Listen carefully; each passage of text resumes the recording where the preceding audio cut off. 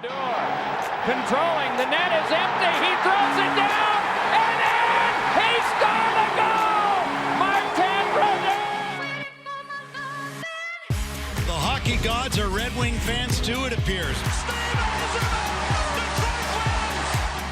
The Lightning have done it! They have done it! They have gone back to back! Unbelievable. Welcome back to another episode of Shut Your Five Hole and Listen. I'm Muffy, your resident Red Wings fan. And I'm Stephanie, your resident New Jersey Devils fan. And we have Jersey news to talk about, but before we do that, let's break down how we structure the podcast if you are new to us. We have 3 periods, just like a hockey game. The first, we break down news, talk about recent games we've been to, keep you up to date on everything in the hockey world. The second period, we call it our Learn the Basics. This is where we talk about a rule or something to help you dive into the game a little bit more. And then the third period, anything goes. It's always a different random topic, and somehow we connect it to hockey. Yeah, usually it's been pretty fairly hockey related lately. It has, yeah. We haven't done anything like crazy. Yeah, like cocktails for when your team loses. All right. Well, why don't we start talking about our trip to New Jersey for the Stadium Series? Oh my God, it was so cold. It was cold, but our Amazon mob wife coats were so warm. They were so warm, except I legit looked like the Cowardly Lion. I looked less mob wife and more Wizard of Oz, and I'm okay with that.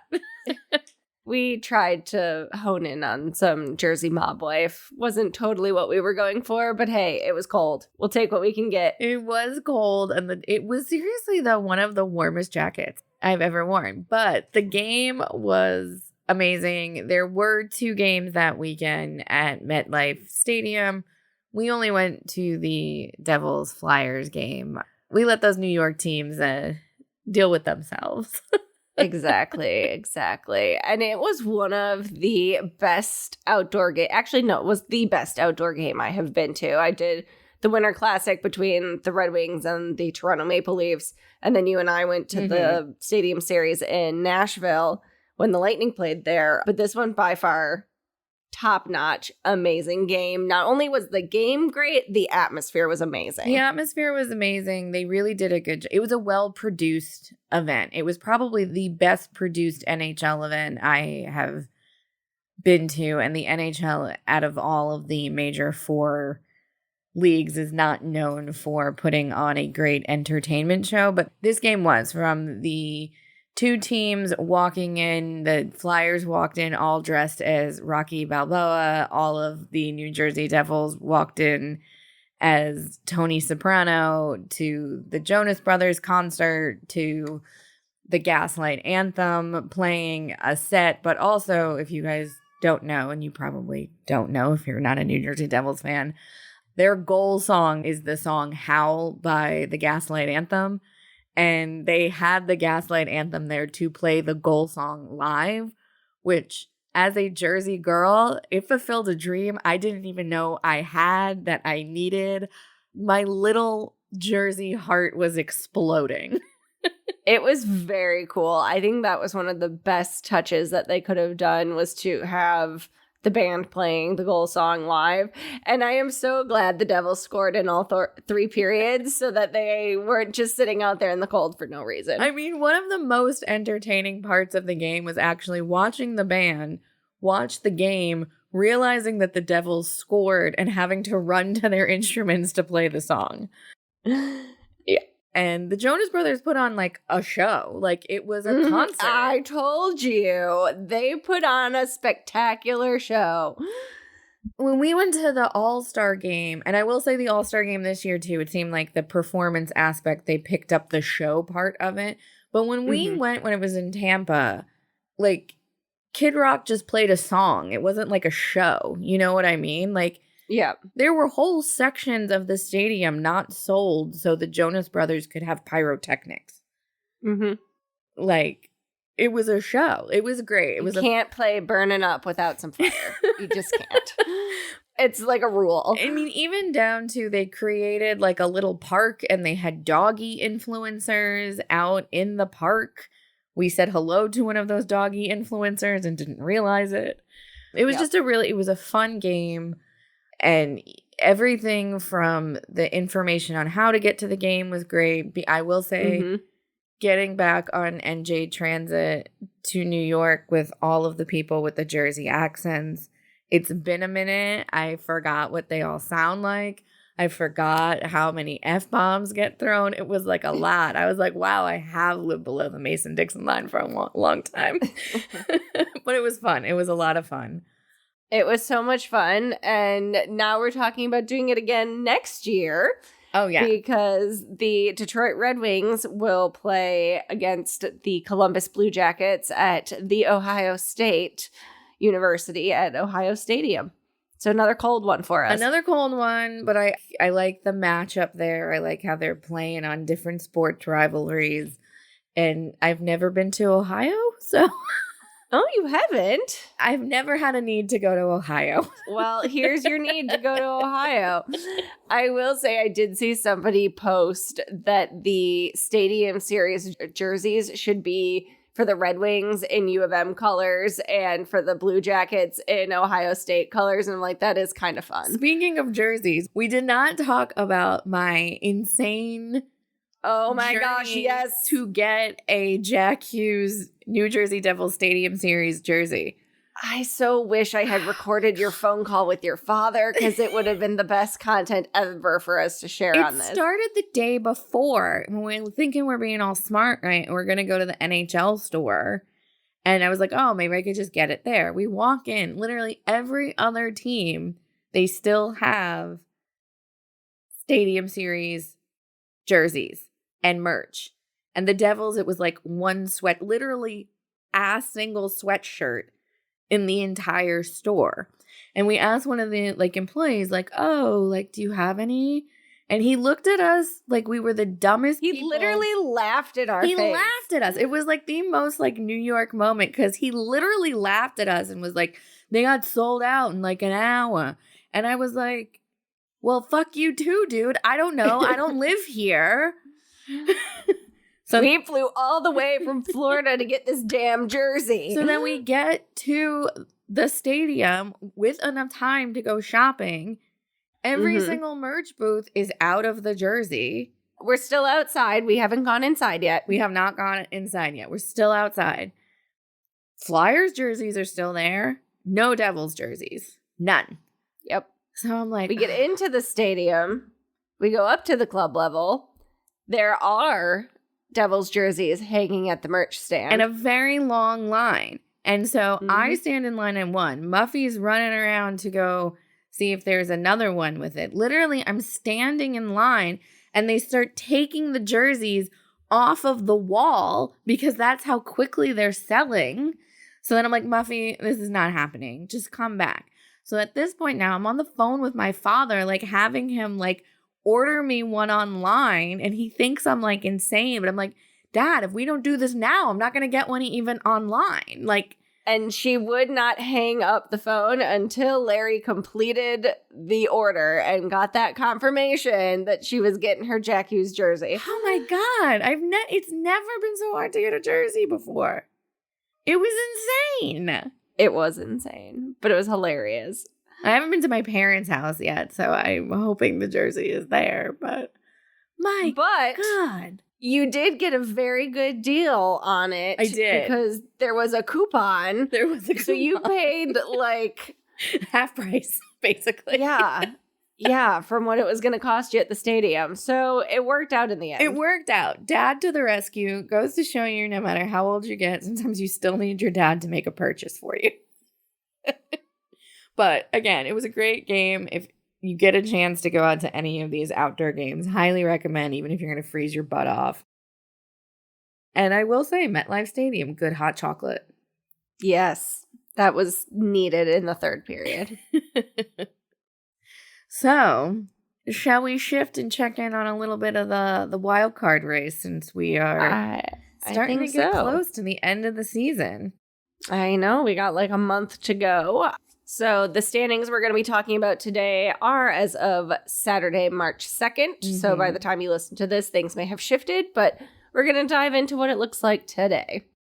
So things are starting. Last time we checked in on this, it was really tight. Mm-hmm.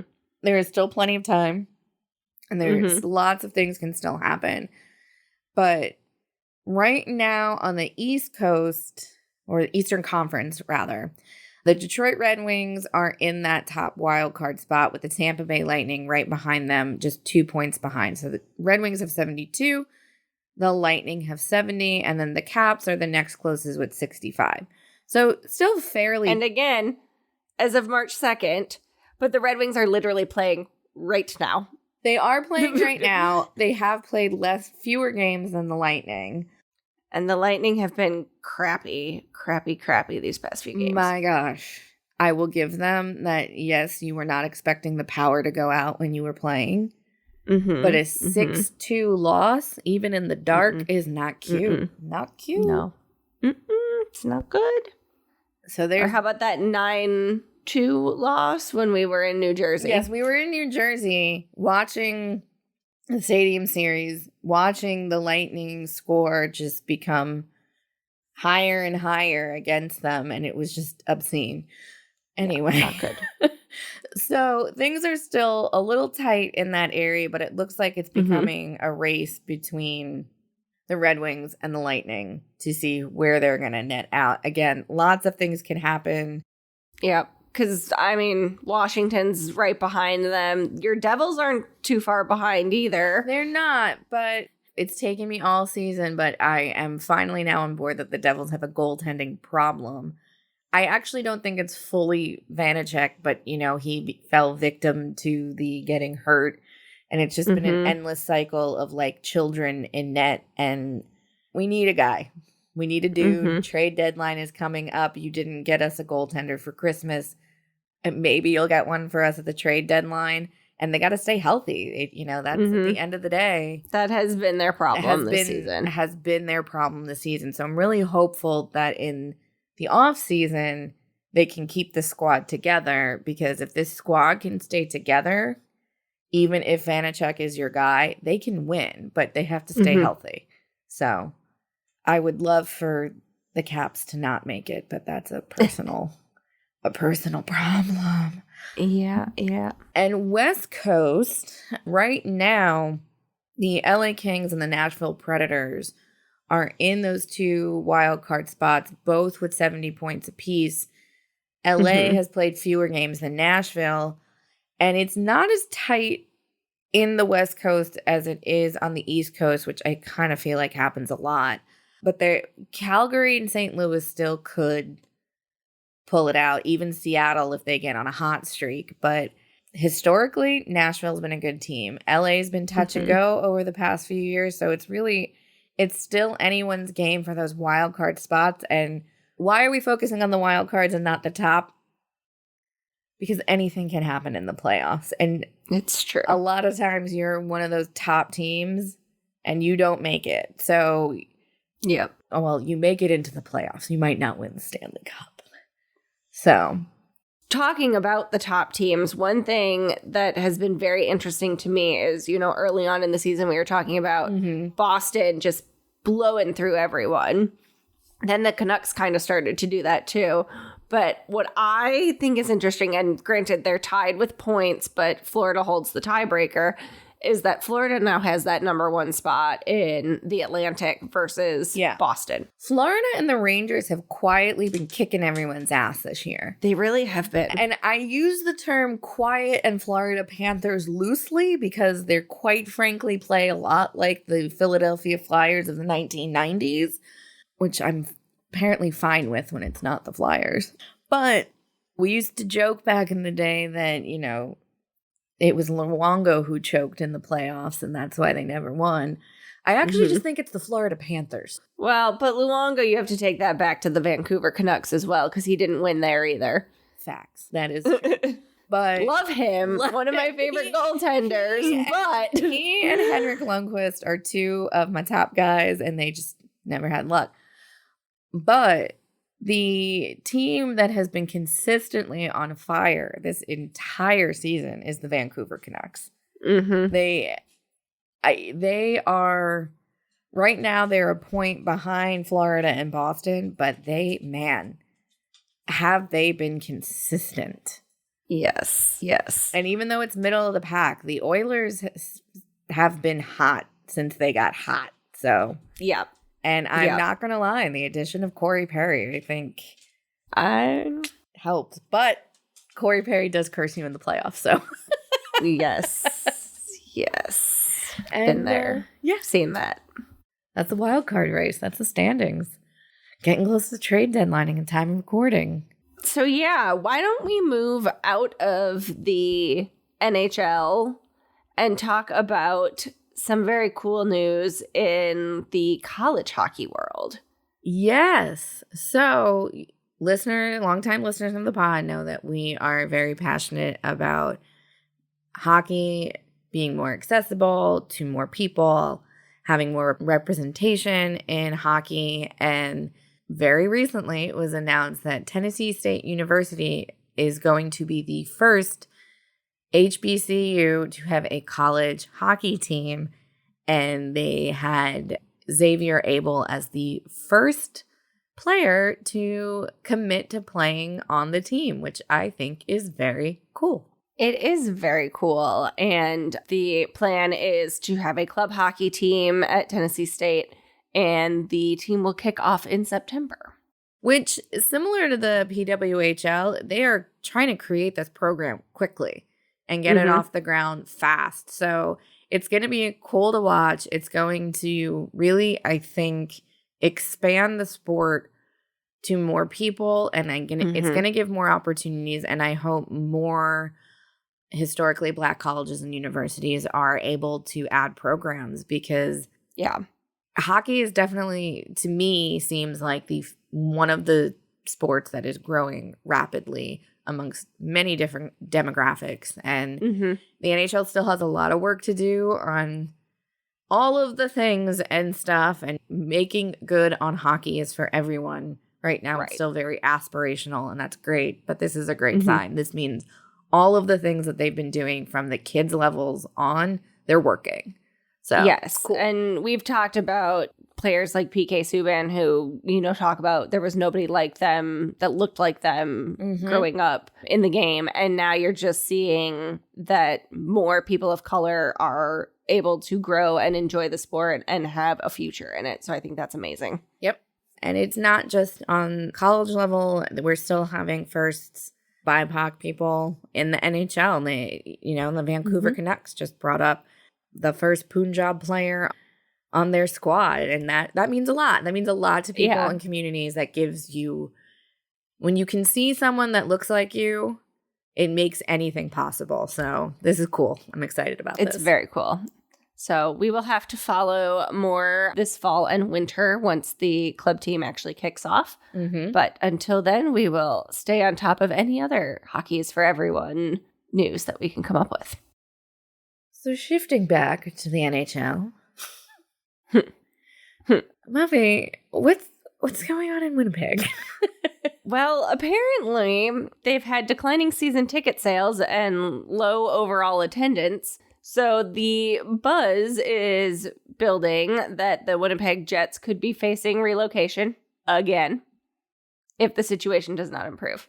This one's wild to me because, you would think, stereotypically, when you think of hockey, you think of Canada, right?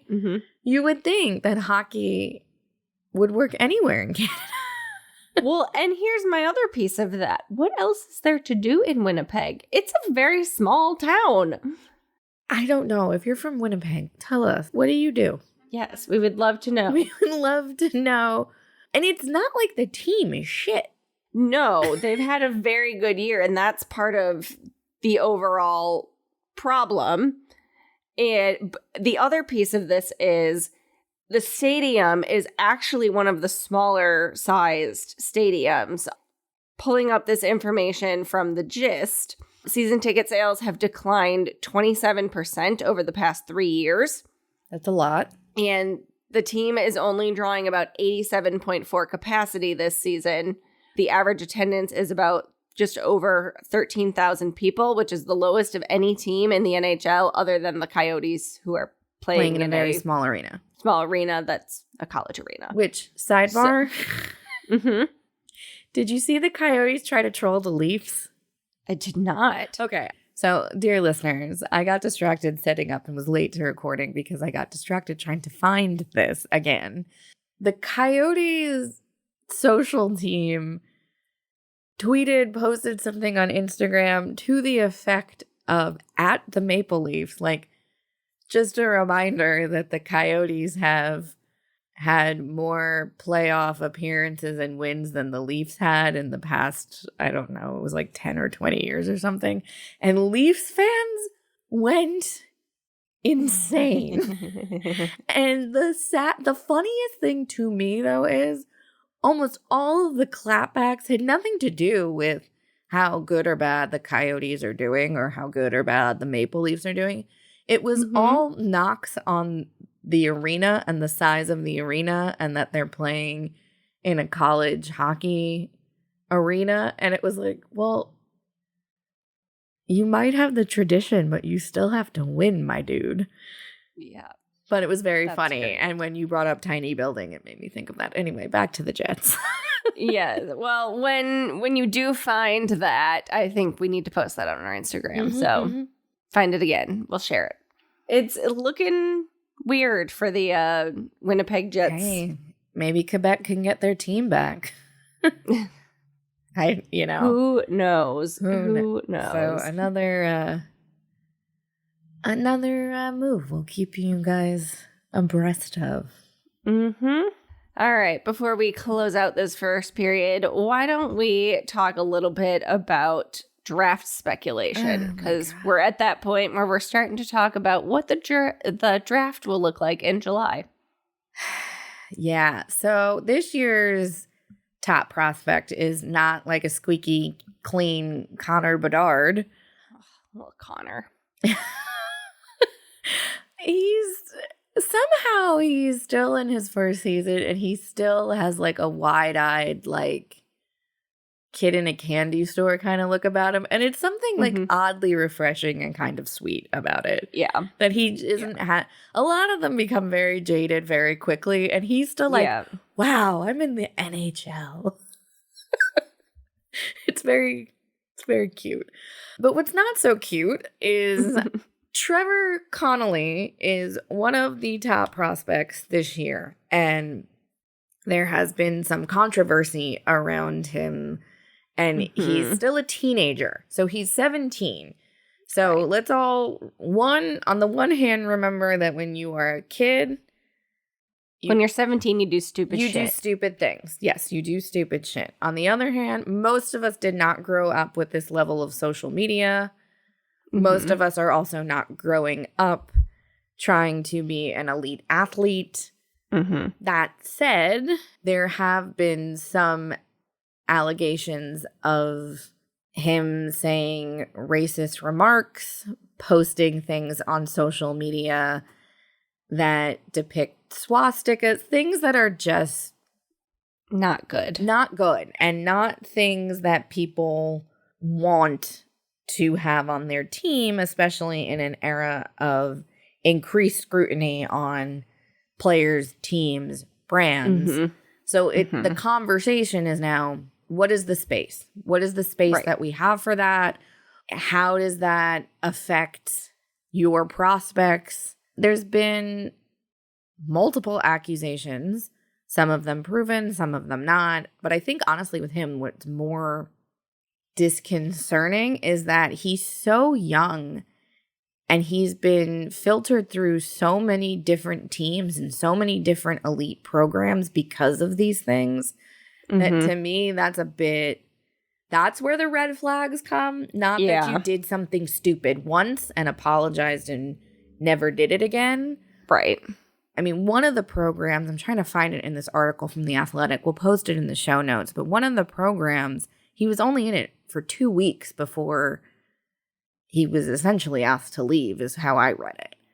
And when you start looking at the NHL teams, it's how much do you want to put up with? Does the talent outweigh issues that this player could have? Are we going to have another Corey Perry situation or...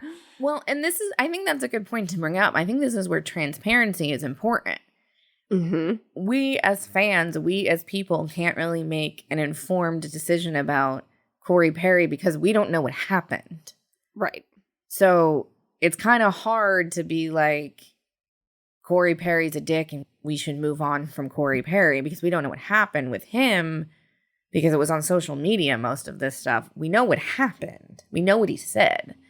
Yes. And teams are cracking down. I mean, again, to the Arizona Coyotes, they put, I cannot remember his name, one of the young guys on waivers to terminate his contract because he essentially posted something, whether it was real or not, that insinuated that he was in his hotel room doing a bunch of cocaine. Yeah, not good. Not the 80s. So, no. But yeah, it becomes a conversation of at what point do your skills outweigh potential HR issues? And at what point do you weigh ill-advised actions of youth? Because we all did dumb shit and said dumb shit. And do you have a team that says, we're going to draft you, but you have to do X, Y, Z to prove that you are committed to being on this team and have the character that we want our club to be? And if you're not, you're out of here kind of thing. Yeah. There could be guidelines set up like that too. Yeah, that I could definitely see that happening, especially off of the heels of what's going on with the Hockey Canada scandal. No one wants that now, where you draft someone, you bring them up through your system, and they are now having to leave to go report to the cops. So, not that that's what this kid did. He just said stupid things. Well, prayers to whichever team's public relations department has to deal with Trevor Connelly coming to their team. Yes. Lots of prayers go out. And your fellow PR people, we are here to support you. Yeah, we are here. We are ready to consult on any crisis communication you might have. But oof, man, that just is a lot. There's a lot of things for a young boy to say that are not great. And with that, you picked a little bit of a downer to end this segment on. That's true, but I'm usually pretty good about sandwiching that in the middle. That is true, but I think we have two really strong things in period 2 and period 3 to bring it back around, so we will end on a high note. Yes. All right. Why don't we close it out, and we'll be right back with period 2.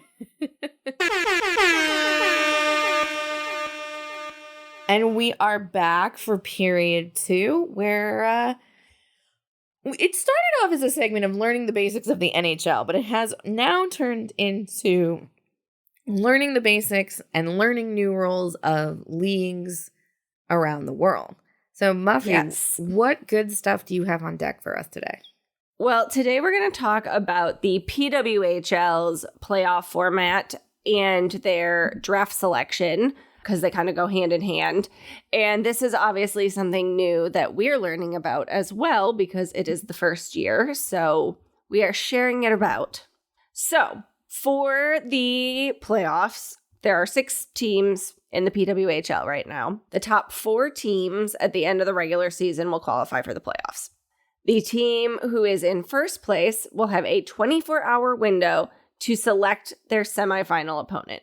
So this means they could take the number 2 seed if they played really, really well against them all year. They don't have to play against the number 4 seed. They could take number 4. They could take number 3, but they get to pick who they want to play against. I am fascinated by this. And what I love about it, it brings like a little bit of like reality show rules into the game. And I love this. I do too. I think it's a great idea because, I mean, the number 4 seed, you could have lost like 10 games to this season, and they might maybe you don't want to play them. It is true. You can either take head on the team that has had your number the whole time, or you could be strategic and try to knock out who you think is going to be your biggest opponent early on. I am fascinated by this. I know. I think it's going to be fun. I think it's going to be really fun. So the higher seeded teams in these games will have home ice advantage. It is a best of 5 series. So unlike the NHL, which we've talked about being a best of 7. So games 1, 2, and 5 will be played on home ice. And then the overtime rules are pretty much the same as the NHL. They will play 5-on-5 until somebody scores a goal. So then this leads into the draft. So they call it the gold plan. And the gold plan will assign the first pick to the non-playoff team that accrues the most points following its elimination from playoff contention. I like that. I do too. Because I think the way the NHL does it is total BS and total favoritism by whoever Gary wants to have a good season. I also like this because there's always been the argument of like, once you realize you're knocked out of the playoffs, you just sit back so you can get a better draft pick, where this forces you to still continue playing. Yep, I agree. Leave it to the women to be more fair. So once a team is mathematically eliminated from the playoffs, that's when they'll begin earning draft order points. And then again, the team with the most draft order points at the end of the regular season will earn that first selection in each round of the draft. And this rule in particular with the draft, I have seen a lot of analysts talking about how the NHL could take a play out of the PWHL's playbook here. And if it works, take note, maybe implement something for the exact reason that what you just mentioned. Like, it totally incentivizes you to keep playing because that's how you get the Connor Bedards. That's how you get the Jack Hugheses. That's how you build your team for the future, is by playing and acting like you want to participate. Right. The one thing that I do think is interesting with the PWHL draft in general, though, is it's a brand new league. You have these current players now, many who only have a 1-year contract. What does that look like as you start to bring in new talent? It's not like you have a farm league that they're going to train on right now. Like, how does this kind of shake out with the current talent that's already there? And I would imagine their organizations are probably already starting to talk to their players about contracts for next year. I would imagine a lot of the players are probably going to want to stay on the team that they're on at least for another year because they didn't even have a full first season. So it will be interesting how it shakes out, but I think it's going to be good. And like the jailbreak rule, I think the PWHL is doing interesting things that is making the sport more interesting, more relevant, and tapping into things that people see. Like, I was joking about like reality show rules, but that's what we're used to seeing. You know, I'm a huge Drag Race fan, and you know, there's when they throw in twists like that, and when the contestants are the ones that decide. Like, this to me is like, I was like, oh, we're like doing Drag Race rules, but this is the PWHL playoffs. I love this. Like, I think it's going to be fun. I think it's going to be a lot of fun too. So obviously when the playoffs kick off this summer, we will be reporting on it and keeping you up to date on all of that. But for now, you at least know what to look for when it comes to the PWHL playoffs and draft format. Okay, we are back for period 3, where anything goes. I thought, since in the U.S., March is Women's History Month, and because I knew you were going to be talking about the PWHL playoffs and draft format, it occurred to me that we should probably talk about the first and only woman to play in an NHL game. Manon, I love her. Yes, Manon Rhéaume. I think I'm saying that right. Or close to right. And not only did she play in an NHL game, she played for our Tampa Bay Lightning. Yes, she did. Gold Bolts. Yep. And not only was she the first one to play an NHL game, I also didn't realize she was the first woman to play in any of the 4 major sports leagues in the U.S.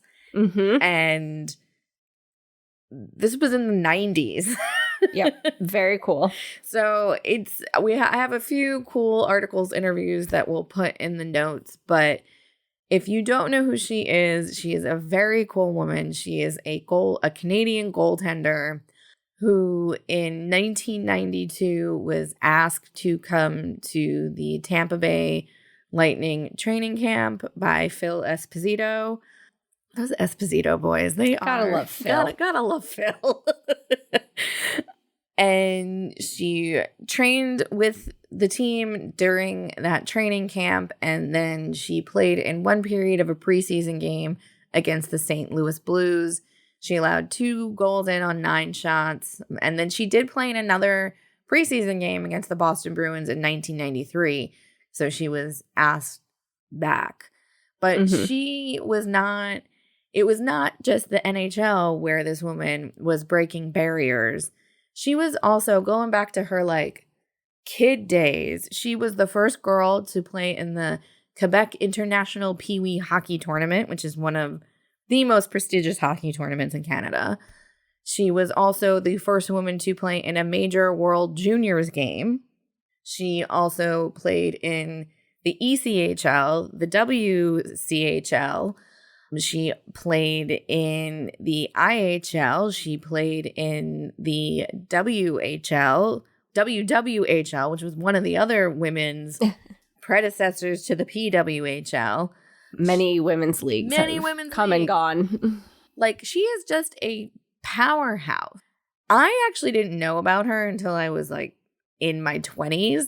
Did you know about, because I was like very little and you were like just born when this happened. Right. I didn't know about her when she was playing. I don't know if it was quite my 20s. It may have been late teens, but it definitely took me some time to know her. And I don't think she really stuck in my head until I moved to Florida and was like a Lightning fan. And I was like, this is so cool. Yeah. I mean, she knows her stuff. If the PWHL was around when she was playing in NHL exhibition games, she would definitely be on a team and be one of the top goaltenders. I mean, she would, I would say she would be like the top player of the PWHL, I'm pretty sure. Yeah, she won 2 gold medals with the World Women's Champion. She's just a powerhouse. I also learned that she also was the first woman to play in a professional roller hockey game, which is cool. And her longest stint in a professional capacity on a team was with the WCHL Reno Renegades. She played 11 games. And that team is also a defunct team, so we might want to, if we do that segment again. But this woman has gone on to be renowned in the NHL. She's been part of programs since leaving her. She's currently one of the LA Kings hockey operations and prospect advisors. So meaning she meets all the prospects. She's the one that, is going to talk to their potential draft picks, see if they're a good fit, not just from a hockey standpoint, but from an organizational standpoint. So kind of going back to our downer of a topic with Trevor Connelly, that is part of the draft process. You know what? I would trust her over some of the other people of fishing out the good character people. 100%. And I think that's why the LA Kings brought her into their system, is her judge of character. She's just really well respected in the hockey world for finding young players, and because she has 2 sons that are coming up and playing, that she knows her stuff, and she knows solid players when she sees them.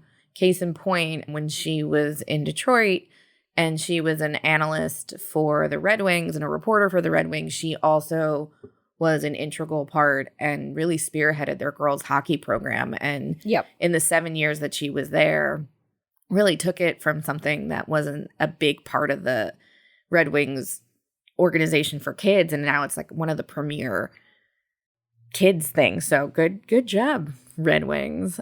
We love our hockey in Detroit. Yes.